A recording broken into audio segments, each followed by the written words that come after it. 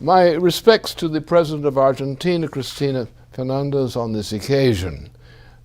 Greetings to the people of Argentina.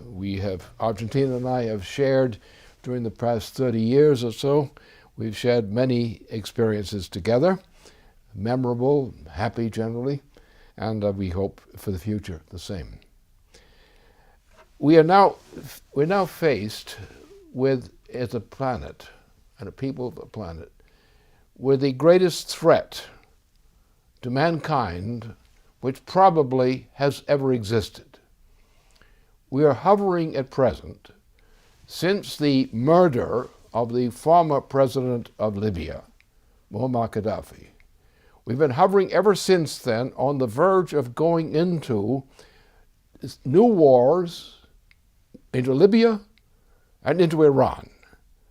And the intent of those new wars was to trigger a larger war, which would become the launching of a thermonuclear war, featuring the assigned role of the United States under President Obama to launch a general thermonuclear war on Russia, China, and other nations.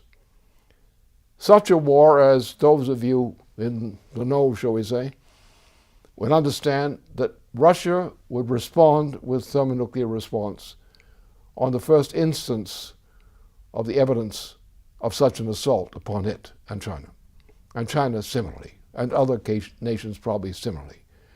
This would mean the launching of a thermonuclear war of a type which calls into question the ability of the human species to continue to exist under the kinds of conditions such warfare would create.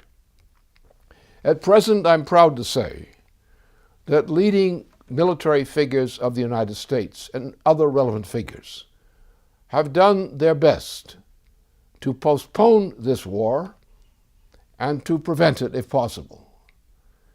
But we cannot hold out forever. As long as this president, with his current intention, President Obama, continues in office, the threat of that warfare continues. If that president were to leave office, I believe at that point we could say that the United States would no longer consent to participate in launching such warfare.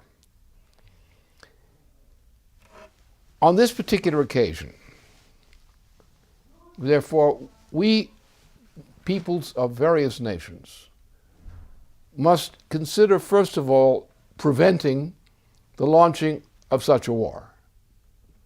Because the launching of such a war would probably mean the threatened extinction of the human species.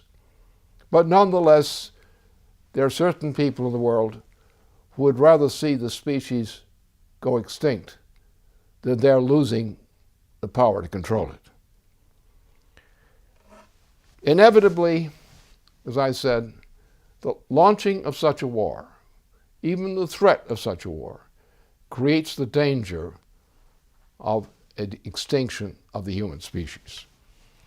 Therefore, it is the duty of all nations to consider the means by which to prevent this war, and furthermore to examine the conditions which allowed such a threat to come into being. And that should be the concern of all responsible nations at this time. We should understand, however, in that connection, that there are certain conditions which allowed nations such as the United States and Britain to consider provoking such a war. It means that the conditions of life and the conditions of policy making on this nation, this planet, have been deficient. And the problem lies in the fact, as we know, that whereas we've had a population of this planet estimated at 7 billion persons, the intent of the British monarchy, expressed intent repeatedly, is to reduce the world's population from a present level of approximately 7 billion persons to 1 or less. And it is this motive, expressed in that way, in terms of population control and population reduction, which engenders the hatred against mankind as a species, which allows such policies as those we have considered to be launched on this planet. And therefore we must re-examine the morality of the planet and the obligation, first of all, to preserve human life, to promote it, to improve the conditions of life, to increase the productive powers of labor of mankind, to elevate man in the universe. For example, one case, the great danger to the planet, which is obvious today, is that some large rock, probably launched from the vicinity of the Mars orbit or someplace like that, might be cleverly aimed at hitting the northern part of planet Earth. And it might be a very large rock whose impact would cause the extinction of the human species.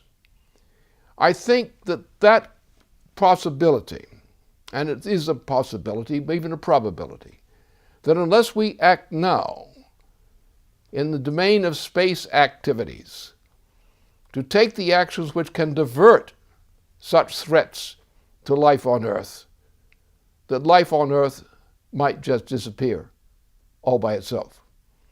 And therefore we now have the responsibility to develop the possibility that mankind and its nations can cooperate to advance the capabilities of humanity in such a fashion that we can indeed master the occupation and development of Mars and other such objectives, knowing that these objectives ensure the dignity and meaning of life for the peoples of all nations on Earth. And I think that only that kind of determination, considering the fact that some nations and some leaders of nations are prepared to launch the virtual extinction of mankind through thermonuclear warfare, the time has come that some changes in outlook must be enforced. We must, of course, prevent this war from being launched by all means.